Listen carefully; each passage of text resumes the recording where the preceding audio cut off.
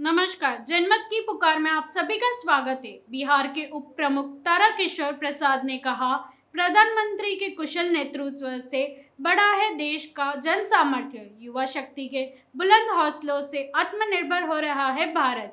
Corona संक्रमण की चुनौती से निपटने में कामयाबी और ऑपरेशन गंगा की सफलता जन सामर्थ्य में वृद्धि है सबसे बड़ा उदाहरण। प्रधानमंत्री नरेंद्र मोदी के मार्गदर्शन में भारत को देश और वैश्विक स्तर पर यशस्वी स्वरूप मिला है। साथ ही उनके कुशल नेतृत्व में देश का जन सामर्थ्य बढ़ा है। पूर्णिया जिला के नेहरू युवा केंद्र के तत्वावधान में आयोजित जिला स्तरीय पड़ोस युवा संसद का शुभारंभ करते हुए बिहार के उप प्रमुख तारकिशोर प्रसाद ने उक्त बातें कहीं। उन्होंने कहा कि प्रधानमंत्री ने मुख्यमंत्री कार्यालय से लेकर प्रधानमंत्री के रूप में यशस्वी कार्यालय में जिस प्रकार से भारत का नेतृत्व किया गया है, उसे देश और वैश्विक स्तर पर महसूस कर रहे हैं। उनका सोच है कि कोरोना संक्रमण की चुनौती से निपटने में मिली कामयाबी, जबकि यूक्रेन रूस संकट के बीच ऑपरेशन गंगा की सफलता भारत के जन सामर्थ्य में वृद्धि के सबसे बड़े उदाहरण है। उनका यह भी तर्क है कि ऑपरेशन गंगा की सफलता देश ही नहीं, वैश्विक स्तर पर भी भारत की साख के साथ साथ पहचान को पुख्ता किया है। इसलिए ऑपरेशन गंगा के माध्यम से स्वनाम धन्य माता गंगा की अवलीलता, निर्मलता एवं सहिष्णुता का परिचय देते हुए भारत के 20,000 से अधिक लोगों की सफल वतन वापसी कराई गई है। उनका मानना है कि बांग्लादेश, ट्यूनीशिया, नेपाल जैसे अन्य देशों के लोगों को भी सुरक्षित वापस पहुंचाया गया है। इसलिए प्रधानमंत्री का यह प्रयास निश्चित रूप से भारत को विश्व गुरु के रूप में खड़ा किया है।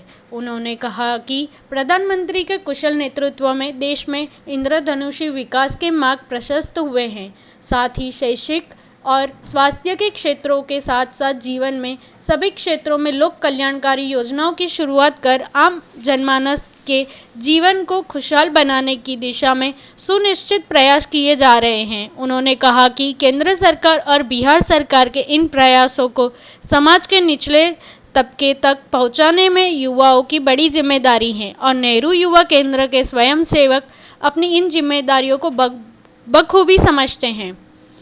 उन्होंने युवाओं का आह्वान करते हुए कहा कि निश्चित रूप से देश के सामने कई चुनौतियां हैं, लेकिन युवाओं को इन चुनौतियों का मुकाबला हौसलों के साथ करना है।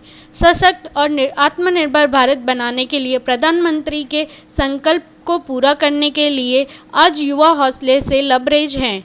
उनका तर्क है कि जब हौसला मजबूत होते हैं तो मंजिलें आसान होती है एवं भारत आत्मनिर्भरता की और तेजी से कदम बढ़ा जा रहा है। उनका सोच है कि बिहार सरकार ने युवा शक्ति के उत्थान के लिए कई कार्यक्रमों की शुरुआत की है। इसलिए तकनीकी रूप से उन्हें सबल बनाने के लिए आत्मनिर्भर बिहार 7 निश्चय 2 के अंतर्गत तकनीकी संस्थानों को सेंटर ऑफ एक्सीलेंस के रूप में विकसित किया जा रहा है। उन्होंने बताया कि प्रत्येक जिले में मेगा स्किल सेंटर और प्रमंडल स्तर पर टूल रूम की व्यवस्था सुनिश्चित कराई जा रही है, जबकि बिहार में इंजीनियरिंग और मेडिकल विश्वविद्यालय की स्थापना की गई है।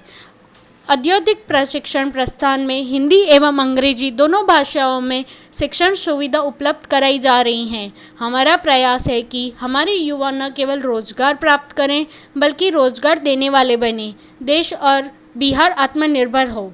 उन्होंने कहा कि नेहरू युवा केंद्र युवाओं के विकास और उनके सामाजिक एवं आर्थिक विकास के लिए उन्हें सक्षम बनाने की दिशा कार्यरत है, जिनमें नेहरू युवा केंद्र ने सामुदायिक गतिविधियों में बढ़ चढ़कर हिस्सा लिया है।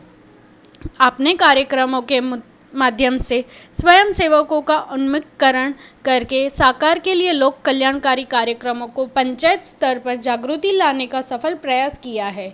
उन्होंने बताया कि पड़ोस युवा संसद में भारत सरकार के 7 लोक कल्याणकारी कार्यक्रमों जैसे आयुष्मान भारत, बेटी बचाओ बेटी पढ़ाओ, कोविड टीकाकरण, जल जीवन मिशन के साथ साथ आपदा जोखिम न्यूनीकरण कार्यक्रमों के विषय पर चर्चा होनी है। निश्चित रूप से इस सकारात्मक चर्चा का लाभ समाज की मुख्यधारा से वंचित आम जनमानस को मिलेगा। जीवन में चुनौतियां हैं, उन चुनौतियों का सामना पूरे आत्मविश्वास से करने की जरूरत है। मंजिल यूं ही नहीं बनती, राहों को जुनून सा दिल में जगाना पड़ता है।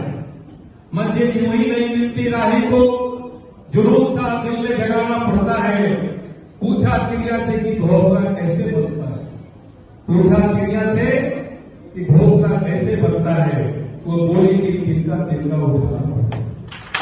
अगर आपने हमारा अभी तक चैनल सब्सक्राइब नहीं किया है तो कृपया चैनल सब्सक्राइब कर लें, लाइक करें, शेयर करें, कमेंट करें। तो मिलते हैं फिर किसी और खबरों के साथ। नमस्कार।